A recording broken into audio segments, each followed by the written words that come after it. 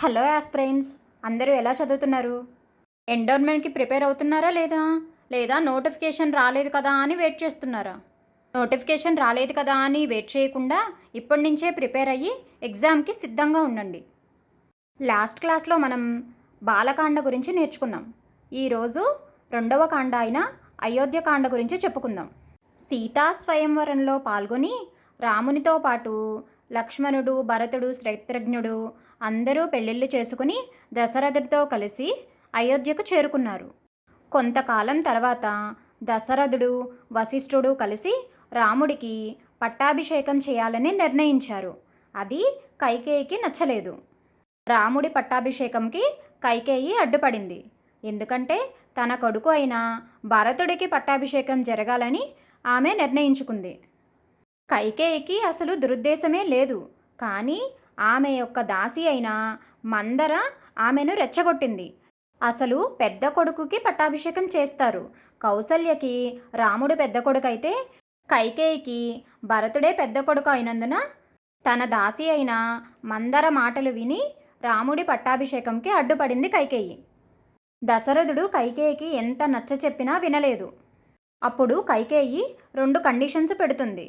దాన్ని దశరథుడు ఒప్పుకోక తప్పలేదు. ఎందుకంటే దానికి ఒక రీజన్ ఉంది. అదేంటంటే దశరథుడు ఒకప్పుడు యుద్ధం చేస్తున్నప్పుడు దశరథుడి యొక్క రథం శీల ఊడిపోయింది.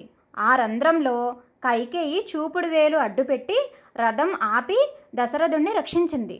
అందుకు గాను దశరథుడు కైకేయికి 2 వరాలు ఇచ్చాడు. ఎప్పుడైనా సరే కోరుకోమన్నాడు. దాన్ని ఈ టైంలో కైకేయి ఉపయోగించుకుంది. దానిలో మొదటి కోరిక అయోధ్య రాజ్యంకి తన కొడుకు అయిన భరతుడు రాజు అవ్వాలని, రెండవ కోరిక రాముడు అడవికి వెళ్ళాలని కోరింది. దశరథుడు మాట ఇచ్చిన కారణంగా ఒప్పుకోక తప్పలేదు. అప్పుడు సరాసరి కైకేయే రాముడి దగ్గరికి వచ్చి, రామ, నీవు నారవస్త్రాలు ధరించి 14 సంవత్సరాలు వనవాసం వెళ్ళు. ఇది నీ తండ్రి ఆజ్ఞ అని చెప్పింది. భరతుడు రాజు కావాలని తండ్రి ఆశ అని కూడా చెప్పింది. తండ్రి మాటను కాదనలేక రాముడు అడవులకు బయలుదేరుతాడు. తన వెంట లక్ష్మణుడు, సీత కూడా వస్తానన్నారు. రాముడు, లక్ష్మణుడు, సీత ముగ్గురు కలిసి అడవులకు బయలుదేరుతారు. వాళ్ళని వనవాసంకి తీసుకెళ్లే రథసారథి సుమంతుడు. ఈ పేరు గుర్తుపెట్టుకోండి.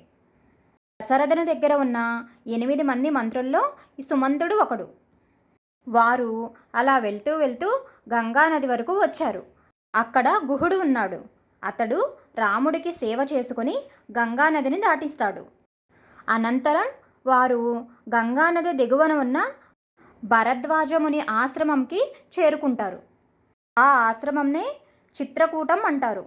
అక్కడ భరద్వాజముని రాముల వారికి సేవ చేసుకుంటాడు. తరువాత ఏం జరుగుతుంది అనేది నెక్స్ట్ క్లాసెస్లో నేర్చుకుందాం. నా క్లాసెస్ కనుక మీకు నచ్చినట్లయితే వీడియోని లైక్ చేసి మీ ఫ్రెండ్స్కి షేర్ చేయండి. అలాగే లక్ష్మీ ఎడ్యుకేషన్ క్లాసెస్ ఛానల్ని సబ్స్క్రైబ్ చేసుకొని ఫాలో అవ్వండి. అలాగే ముందు క్లాసెస్ ఎవరైనా విననట్లయితే అవి విన్న తర్వాతే నెక్స్ట్ క్లాసెస్ వినండి. నా ఈ క్లాసెస్ మీ ప్రిపరేషన్లో ఎంతో కొంత ఉపయోగపడతాయనే అనుకుంటున్నాను. మీకు ఏమైనా డౌట్స్ ఉంటే కమెంట్ చేయండి. నోటిఫికేషన్ వచ్చే ముందే సిలబస్ని పూర్తి చేసుకోండి. నేను ప్రతి క్లాస్కి ఒక క్వశ్చన్ అడుగుతున్నాను. ఆ క్వశ్చన్కి ఆన్సర్ని కమెంట్ రూపంలో చెప్పండి. Thank you.